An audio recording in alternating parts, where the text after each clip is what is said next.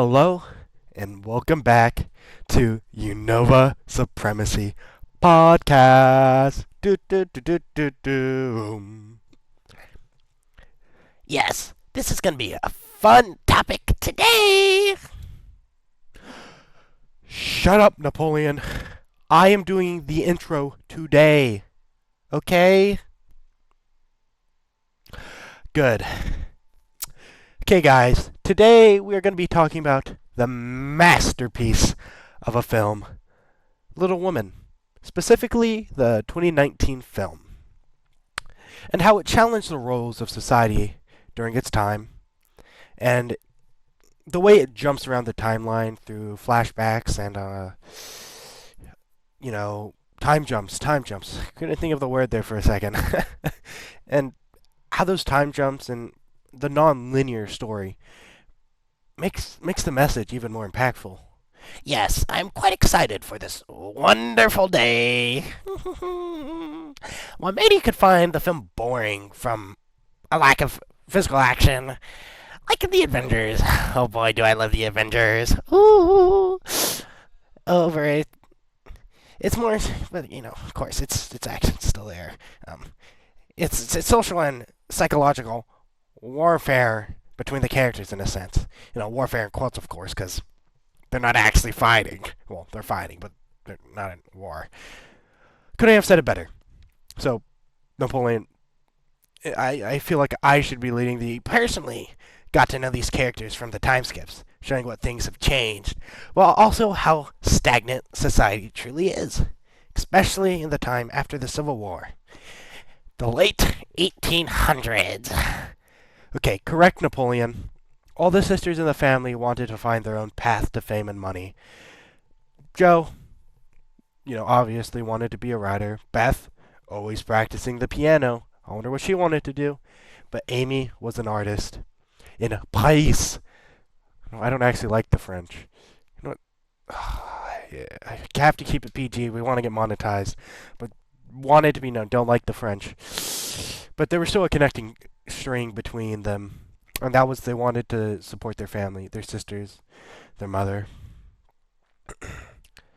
And that was usually a man's job. Yeah, during the time, women did nothing but stay at home. Okay, Napoleon. But all three of them practiced and worked hard for their goals still. Jo was writing a novel and also published stories in newspaper, even with the prejudice of the time. She did them under pen names. She lied slightly, but it had to be done because in the beginning of the story, it shows that where they they wanted to get rid of most her story. They wanted her to change everything because the readers wouldn't like this. They were more focused on the money rather than the message. And then Beth has been shown to be constantly practicing and using the piano. In almost every single flashback that I can remember, where they're at home, of course. She's on the piano, she's practicing, the music can be heard. And as said before, Beth went to Paris with her aunt to practice and hone her painting skills. Yeah, we see her, painting in Paris in the main timeline before, not any flashbacks, but the current date. But she was also there with her aunt to marry a rich man. But was that what she wanted? Not exactly. She mainly wanted to help her family. That does bring the question of marriage into the story, though, so thanks for adding it. Most of the story, the characters of Little Women are more focused on themselves rather than marriage. I mean, this is 100% true for Jo, but by the end of the story, she marries someone people might not have expected. Frederick Bacher? I don't remember how to say it. A fellow German professor. What about Laurie? He loved Jo, didn't he? Calm down, Napoleon. He did. But as they said in the movie, Joey and Laurie would have killed each other. I mean, metaphorically, of course. And by the time Jo realized her feelings, it was too late. By the end of the story, Laurie ended up marrying Amy, another one of the sisters. But they should have ended up together. They seemed perfect for each other.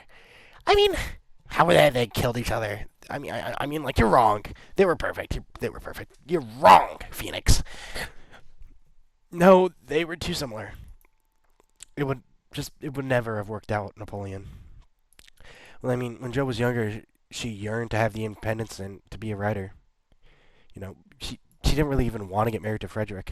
In fact, the only reason she married Frederick was because that's what the publisher and readers want. She got married not because she wanted to marry him, per se, but rather she wanted her career as a writer to flourish. That might be true. Uh, but why not marry Laurie instead if she had to get married? I mean, she also loved him. Listen to me, Napoleon. She realized too late. It was a lost cause. Jo may have tried to break free from the rest of this Ugh. Sorry. You're kind of aggravating me here. It feels like you're not listening, Napoleon. She tried to break free from the rest of society, but she could never do it fully. It was still the 19th century. She may have gotten some of the independence, but not everything. Society is not something that can be changed by one person, or two, or three, especially in such a short period of time. But it was a start, right? She still got her book published at the end, and it did have change eventually, and then the book was like, kind of the start of this whole thing, right?